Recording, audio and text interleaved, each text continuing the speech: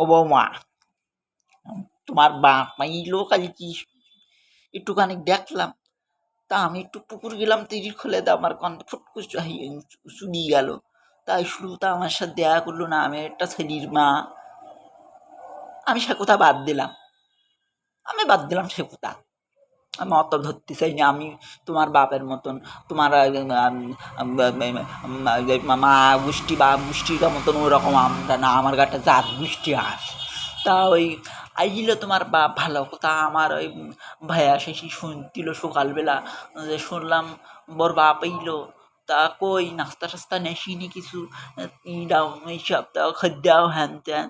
তা আমি বললাম তোরা শোন। তা বলতে আমি শুনবো কেন, তোমার বৌমা তোমরা শোনো, আমি তো কেন তোকার কিছু হলো না।